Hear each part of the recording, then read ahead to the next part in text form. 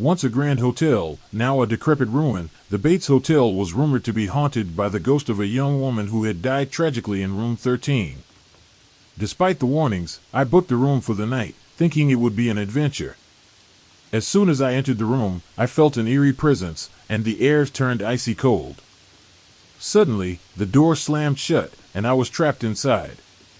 I heard strange noises coming from the walls, and I could feel something breathing on the back of my neck. When I turned around, I saw the ghostly figure of the woman, her eyes filled with anger and despair. She spoke to me in a whisper, telling me her tragic story and begging for my help. I promised to find a way to free her from her curse, and she disappeared. In the morning, I went to the front desk to report what had happened, but the receptionist just laughed and said, "You're not the first person to have that experience in room 13. As I left the hotel, I knew that I had not only stayed in a haunted room but had made a promise to help the ghost who haunted it. It was a warm summer day, and I was walking home from the park when I saw it. A bright red balloon floating in the middle of the street, swaying gently in the breeze. I approached it, wondering where it had come from, when suddenly it shot up into the sky, disappearing from sight. I thought it was strange, but I shrugged it off and continued on my way. The next day, I saw the red balloon again, this time floating in my backyard. I tried to ignore it, but it seemed to follow me everywhere I went. That night, I heard a soft tapping on my bedroom window. When I looked outside, I saw the red balloon, its string tapping against the glass. I was scared, but I decided to face my fear and confront the balloon. As soon as I touched it, the balloon burst, and I heard a ghostly voice whisper, "You shouldn't have popped my balloon." From that day on, I knew I was being haunted by a vengeful spirit. And every time I saw a red balloon, I knew that something terrifying was about to happen. I couldn't contain my excitement as we pulled up to the old Victorian house. It was everything we had dreamed of, a charming, spacious home with a rich history. We were a young family, searching for a fresh start, and this house seemed perfect. Little did we know, it held secrets that would unravel our lives. As we settled in, strange occurrences began to unfold. Objects would mysteriously move, and chilling whispers echoed through the halls in the dead of night. My children became restless, plagued by nightmares that left them screaming in fear. But it was the locked attic that held the key to the growing unease in our new home. One evening, as curiosity gnawed at my insides, I climbed the creaking staircase leading to the attic. The door stood before me, weathered and ominous. I hesitated for a moment, sensing an ominous presence lurking beyond the threshold. With trembling hands, I inserted the key we had found upon moving in and turned it with a click. The attic revealed itself, a space frozen in time.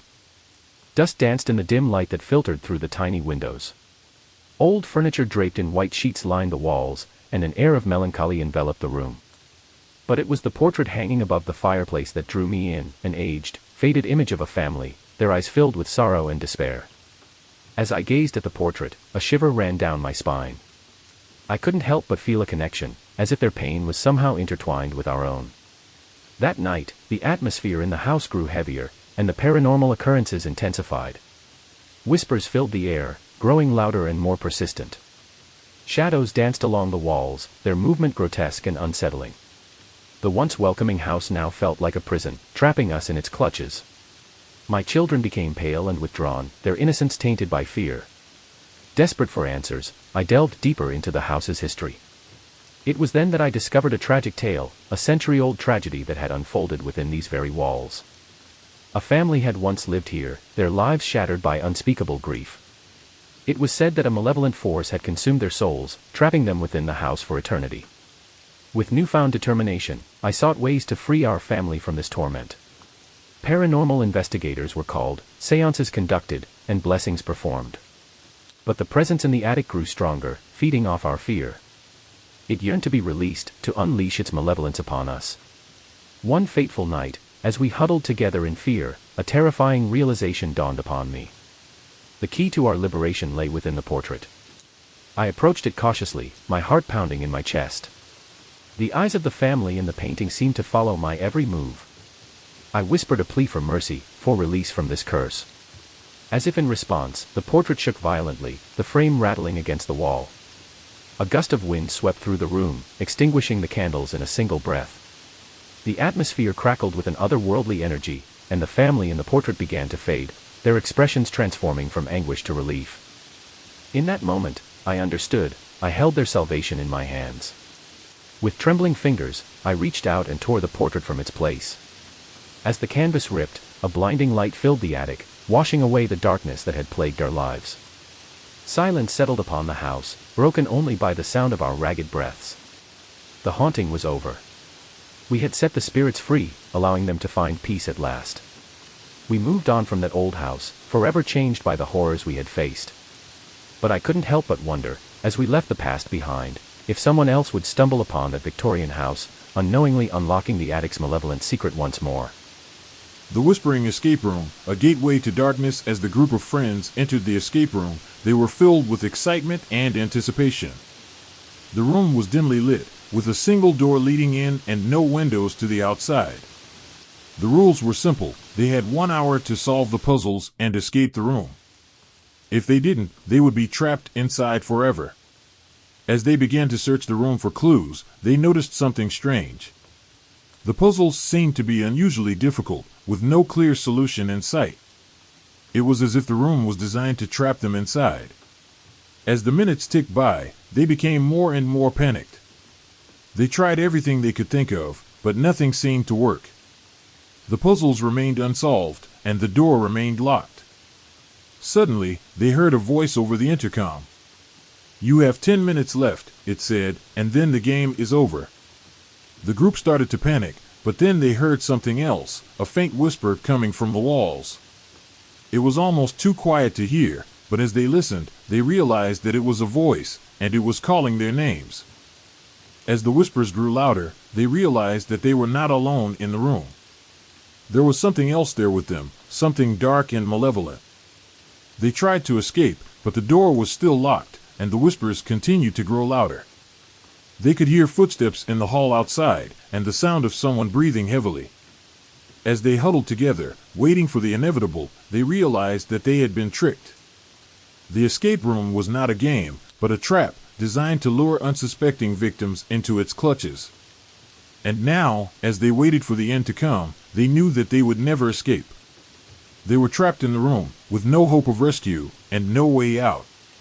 As the last minutes ticked by, they huddled together, praying for a miracle. But it was too late. The door remained locked, and the whispers grew louder and more insistent. In the end, they were consumed by the darkness, trapped forever in the escape room, with no hope of escape. And as the door closed behind them, they knew that they had fallen victim to the ultimate horror, a trap that had been waiting for them all along. The news of the disappearance of the group of friends spread like wildfire, and the escape room was quickly shut down by the authorities. The investigation into their disappearance turned up nothing, and the case was eventually closed, with no leads or suspects.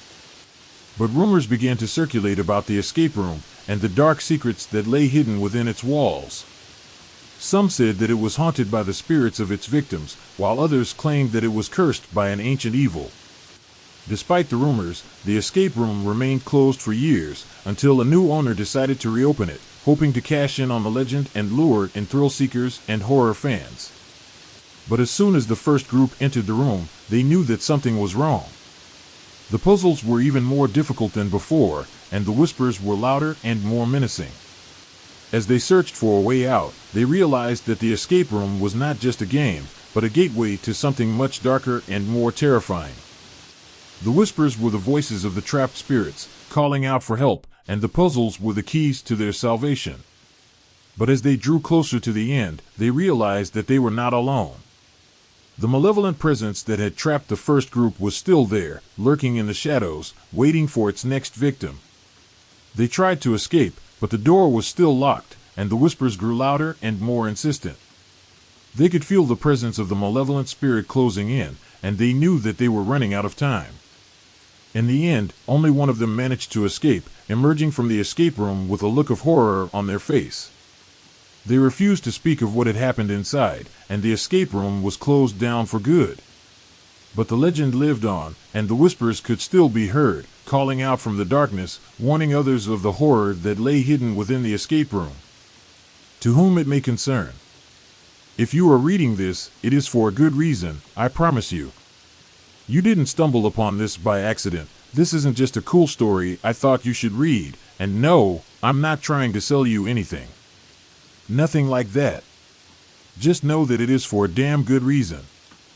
Now, I'm going to preface this whole thing with a disclaimer. If this has reached you in error, if you've stumbled across this in error and this doesn't seem to apply to you, I'm sorry.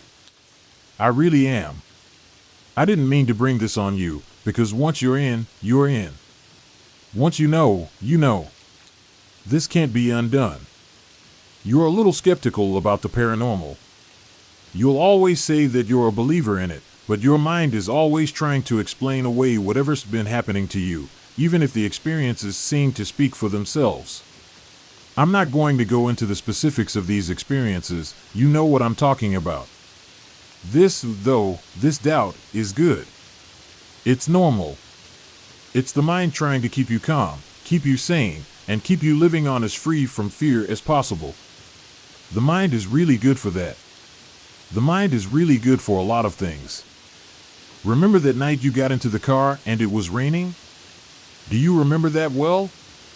You'll know what I'm talking about. Think about getting into a specific car on a specific night and it was raining. One is going to stand out to you. One in particular. Focus on that one. Think about exactly who was in the car with you. Picturing it? Now think about the way the other car's headlights looked in the windshield. If you're having trouble picturing it, please don't read on any further, for your own well-being. You're not ready. If you're picturing it, think about when you reached your destination safely. It looks a little different, doesn't it? That's because this part is completely false. Try to remember the impact. Try to remember when the red Ford pickup collided with your vehicle, the flash of pain as your head smacked into the window, and then nothing. Think very hard about that. Think back to that exact moment, because that's the most crucial. All of those experiences you had, think of them as being the nurses, doctors, and your family members visiting you in the hospice. That's what they've been, the real world leaking in. That's all they've been. Ghosts are a concept you invented yourself to keep yourself comfortable in this world. They're a self-made convention, and you need to give them up. Think really, really hard about this. As I said before, your reading this is no accident. That night was an accident. Everyone tries to get you to wake up every single day, but you won't. It's been months. They don't think you ever will. Go back to them, please. Wake up. They're begging you to wake up. If you're still reading this, I really am sorry. You are never going to wake up. Sincerely. You. Melanie had been single for a while, and she was tired of it. So when she met Mark at a party, she was thrilled. He was charming, handsome, and seemed genuinely interested in her. They hit it off right away, and soon they were going on dates, laughing and talking for hours. Melanie was head over heels in love, and she felt like she had finally found the perfect guy. But then things started to change. Mark became possessive, jealous, and controlling. He would get angry if Melanie didn't answer his calls or texts right away, and he would constantly accuse her of flirting with other guys. At first, Melanie thought it was just a sign that he cared about her. But as time went on, she began to realize that something was seriously wrong with him. One night, they were out at a restaurant when Mark saw a guy he didn't like. He suddenly got up from the table and started yelling at the guy, accusing him of looking at Melanie. The situation quickly escalated, and soon Mark was throwing punches. Melanie was terrified. She had never seen this side of him before. She tried to calm him down, but he wouldn't listen. It wasn't until the police arrived that he finally stopped. After that night, Melanie started doing some research on sociopaths. She had heard the term before, but she didn't really understand what it meant. As she read more about the disorder, she started to see that Mark fit many of the criteria. He was charming and charismatic, but he was also manipulative and controlling. He had no empathy or compassion for others, and he was prone to explosive fits of anger. Melanie was trapped. She didn't know how to get out of the relationship. She was afraid that if she tried to leave, he would become violent or retaliate in some way. But then one day, she received a message from a woman she didn't know. The woman said that she had dated Mark in the past, and that he had been abusive towards her. She warned Melanie to get out while she still could. That was the final straw for Melanie. She knew that she couldn't stay with Mark any longer. She made a plan to leave him, to pack up her things and move out of town. But before she could put her plan into action, Mark found out what she was planning. He showed up at her apartment and confronted her, demanding to know what was going on. Melanie tried to stay calm, to explain that she needed some space and time to figure things out. But Mark wasn't having it. He became violent, throwing things around the apartment, smashing windows, and screaming at her. It wasn't until Melanie called the police that he finally left. She was shaken and terrified, but she knew that she had made the right decision. In the weeks that followed, Melanie did her best to put the relationship behind her. She went to therapy, talked to her friends and family, and tried to move on. But even now, years later, she still has nightmares about Mark. She still worries that he might show up at her door, that he might try to hurt her or someone she loves. And she knows that she will never forget the horror of accidentally dating a sociopath. She learned the hard way that sometimes, the most dangerous people are the ones who seem the most charming and attractive on the surface. Melanie did her best to move on with her life, but the experience left a deep scar on her psyche. She found herself second-guessing her judgment and feeling paranoid that she would fall for another sociopath. As time passed, she met new people and went on new dates, but the memory of Mark lingered in the back of her mind. She couldn't shake the feeling that he was still out there, watching her and waiting for a chance to strike. One day, while Melanie was out shopping, she saw someone who looked just like Mark. Her heart skipped a beat, and she froze in place, unable to move or speak. The man walked past her, oblivious to her presence, but the encounter left Melanie shaken. She couldn't be sure if it was really Mark or just someone who looked like him, but the experience triggered a flood of memories and emotions that she thought she had buried. That night, she had a nightmare about Mark. In the dream, he was chasing her through a dark alley, his eyes filled with rage and his hands outstretched as if to strangle her. She woke up in a cold sweat, gasping for air. It took her a few moments to realize that it was just a dream, but the terror lingered long after she had calmed down. Over the next few days, Melanie found herself spiraling into a state of paranoia. She started to see Mark's face everywhere, in the crowds on the street, in the shadows of her apartment. She began to feel like she was losing her grip on reality. She couldn't concentrate on her work or her relationships, and she found herself constantly looking over her shoulder, waiting for the next attack. Finally, she decided to seek help. She went back to therapy, and her therapist helped her to understand that what she was experiencing was a form of PTSD. Together, they worked on strategies to cope with her anxiety and fear. Melanie learned to practice mindfulness, to focus on the present moment instead of worrying about the future or dwelling on the past. Slowly but surely, she began to regain control of her life. She started to feel like herself again, like she could move forward without being held back by the trauma of her past. In the end, Melanie realized that she had survived something truly terrifying. But she also realized that she had the strength and resilience to overcome it, to rebuild her life and find happiness once again. She knew that she would never forget the horror of accidentally dating a sociopath, but she also knew that it didn't define her.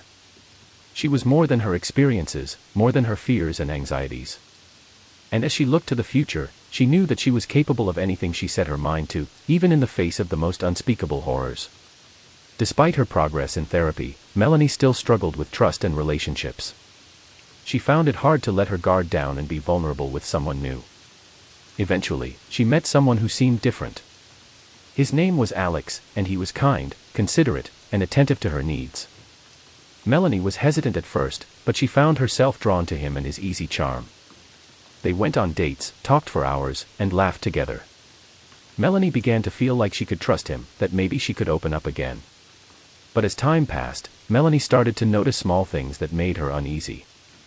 Alex would get jealous if she talked to other men or spent time with her friends. He would make snide comments about her appearance or her intelligence. At first, Melanie tried to ignore these signs, thinking that she was just being paranoid or overly sensitive. But as the behavior continued, she started to feel like something wasn't right. One day, she decided to do some research on sociopaths and psychopaths. As she read about the characteristics and behaviors, she started to see some disturbing similarities between Alex and the descriptions in the articles. She confronted him about her suspicions, but Alex was quick to dismiss her concerns. He told her that she was being crazy and paranoid, that he loved her and would never hurt her. But Melanie knew better. She knew that she couldn't trust him, that she needed to get away before things got worse. She broke up with Alex and cut off all contact. It was hard, but she knew that it was the right thing to do. As she moved on with her life, Melanie realized that she had learned an important lesson. She had learned to trust her instincts, to listen to her gut when something didn't feel right. She knew that there were sociopaths and psychopaths out there, and that they could be charming, deceptive, and dangerous. But she also knew that she had the power to protect herself, to recognize the signs and get out before it was too late. And as she looked to the future, Melanie knew that she was stronger and more resilient than ever before. She knew that she could overcome anything, even the horror of accidentally dating a sociopath.